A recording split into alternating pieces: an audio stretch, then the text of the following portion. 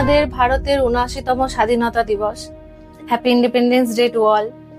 আজকে এই দিনটিতে দেশের সারা শহরে, গলিতে, মাঠে পতাকা ওড়ে। বাচ্চারা হাতে পতাকা নিয়ে জনগণমন গায়। আমরা শ্রদ্ধাঞ্জলি জানাই কিছু বীর সন্তানদের, যেমন নেতাজি সুভাষচন্দ্র বসু, ক্ষুদিরাম বসু, বিনয় বাদল, দীনেশ।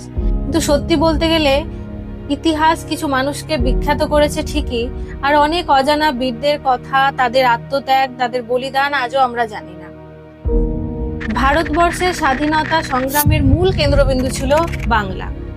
1857 সালে সিপাহী বিদ্রোহের আগেই বাংলায় চলেছিল অনেক ছোট ছোট আন্দোলন, যেমন নবজাগরণ, ব্রহ্ম সমাজ, বঙ্গভঙ্গ আন্দোলন, অনুশীলন সমিতি। একের পর এক সংগঠন গড়ে উঠল বাংলায় কংগ্রেসের আগেই। বিদেশি কাপড় পরানো, বয়কট আন্দোলন, গুপ্তচর সংস্থা। বাংলায় যুবকরা বই না হাতে তুলে নিল বন্দুক। কিন্তু ইতিহাসের পাতায় চট্টগ্রাম, বরিশাল, কলকাতা কোথাও যেন হারিয়ে গেল। আজ আমরা জানবো তাদের মধ্যে কয়েকজন বীরদের, যারা স্বাধীনতা সংগ্রামে প্রত্যক্ষ এবং পরোক্ষভাবে অংশগ্রহণ করেছিলেন, যাদের কথা আমরা ঠিক সেই মতো ভাবে জানিই না। সালটা 1932। ব্রিটিশ রাজ্যের গভর্নর স্ট্যানলি জ্যাকসনের ওপর সরাসরি গুলি চালান এক তরুণী। অনেকেই হয়তো তার নাম শুনেছেন, কিন্তু তার আসল গল্প খুব কম মানুষই জানেন। তিনি হলেন বাংলার বীরাঙ্গনা তরুণী বীণা দাস। তিনি কলকাতা বিশ্ববিদ্যালয়ে ছাত্রী ছিলেন। গভর্নর স্ট্যানলি জ্যাকসন যখন কনভোকেশন হলে ঢুকবেন, ঠিক তার আগে বীণা তার ব্যাগে একটি বন্দুক নিয়ে প্রবেশ করেন এবং তার নিজ হাতে গভর্নরকে গুলি করার চেষ্টা করেন। উদ্দেশ্য ছিল বাংলার ওপর ব্রিটিশ নির্যাতনের বিরুদ্ধে বিশ্ব দৃষ্টি আকর্ষণ করা, কিন্তু লক্ষ্য ভ্রষ্ট হয় এবং তাকে ধরে ফেলা হয়। কিন্তু ভাবুন তো, একটা শিক্ষিত, মার্জিত, সাহসী তরুণী গুলি চালিয়ে স্বাধীনতা দাবি করেন। এমন ঘটনা কজন জানেন? বীণার বিচার হয়, তিনি 7 বছরের কারাদণ্ডে দণ্ডিত হন। জেলে তিনি দ্য ফার্স্ট গ্র্যাজুয়েট টেররিস্ট নামে পরিচিত ছিলেন। কিন্তু শেষ বয়সে তিনি ছিলেন নিঃসঙ্গ, একাকী। মুক্তির পর তিনি লেখালেখি শুরু করেন, সমাজসেবা করেন, কিন্তু তার জীবনে এই সাহসিকতার অধ্যায় কোথাও যেন গোপন হয়েই রয়ে গেল।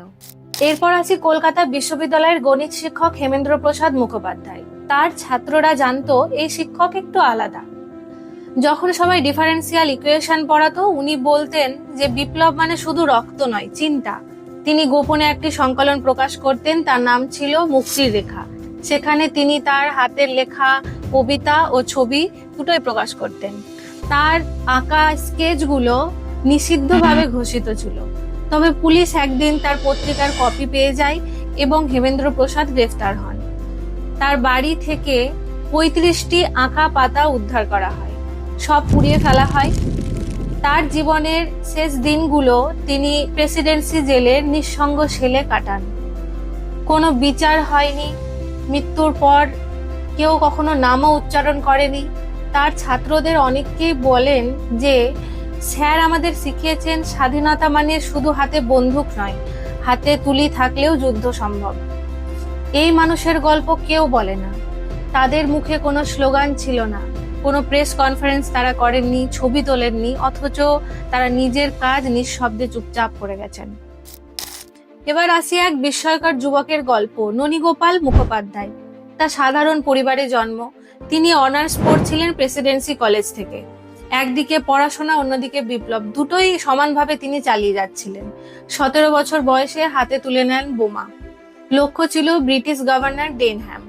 বোমা বিস্ফোরণ সফল হয়নি, কিন্তু 1933 সালে সে ঘটনায় তাকে গ্রেপ্তার করা হয়। আন্দামান সেলুলার জেলে তাকে পাঠানো হলো।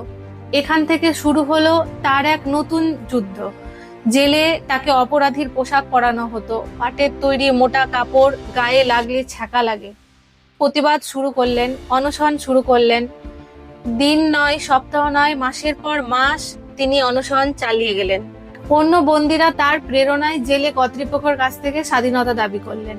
তিনি হয়ে উঠলেন এক নিঃশব্দ বিপ্লবের উদাহরণ। জীবন শেষ করলেন শ্রমিক আন্দোলনের পথ ধরে, কমিউনিস্ট আদর্শে বিশ্বাস রেখে। কিন্তু তার কথা কেউ বলে না, তার নাম কেউ উচ্চারণ করে না, শুধু রয়ে যায় পুরনো রেজিস্টারে।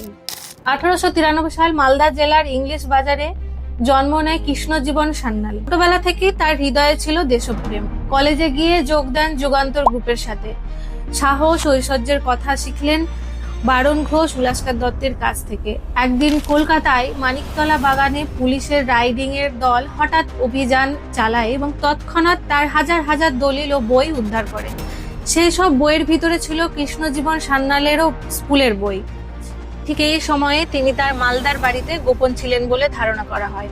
12 মে 1908 সালে তিনি গ্রেফতার হন এবং 1 বছরের কারাদণ্ড পান 121A সেকশন অনুযায়ী। জেল থেকে বেরিয়ে তিনি পরবর্তীকালে নিষ্ঠার সঙ্গে সাংবাদিকতা এবং ছাত্র প্রতিবাদে যুক্ত হয়েছিলেন। তার জীবন ছিল নিঃশব্দ বিপ্লবের এক প্রকৃষ্ট উদাহরণ। এবার আসি নদিয়া জেলার কৃষ্ণনগরের ছোট্ট একটা কর্মশালায় কুমোর ছিলেন শিবপদ পাল। তার তৈরি হাঁড়ির পাতিল চলতো কলকাতার অনেক দোকানে, কিন্তু তার মাটির হাঁড়ির মধ্যে একটা ঘর ফাঁকা থাকতো। সেই ফাঁকা ঘরে লুকোনো থাকতো বারুদ।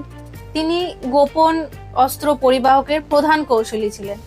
এক হাঁড়ির মধ্যে একবারের গুলি, আর একটার ভিতরে বন্দুক, আর একটাতে খবরের কাগজ তিনি বহন করতেন। পুলিশ বহুবার তদন্ত করেছে, কিন্তু কখনো কিছু পায়নি।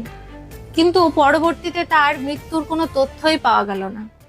এমন আরো অনেক শত শত বাংলার তরুণ তরুণী ছিলেন যাদের মূল উদ্দেশ্য ছিল স্বাধীনতা। কেউ হয়তো ছদ্মবেশে ডাক্তার সেজে, কেউ পোস্টম্যান সেজে, কারোর হাতে কলম, কারোর হাতে তুলি, এই নিয়ে তারা তাদের সংগ্রাম চালাতেন। যাদের গল্প কাহিনী আজও আমরা সেভাবে জানিই না। যদি মনে করেন এই গল্প আরো মানুষের জানা উচিত, তাহলে এই ভিডিওটি শেয়ার করুন, কমেন্ট করুন এবং লিখুন যাদের গল্প আপনি জানেন। আমি বনশ্রী। এই চ্যানেলে আপনারা পাবেন সত্য, ইতিহাস, বর্তমান অনুভব মিলিয়ে এক নতুন কণ্ঠস্বর বাংলায়। চ্যানেলটিকে সাবস্ক্রাইব করুন এবং আমাদের সাথে যুক্ত থাকুন। জয় হিন্দ।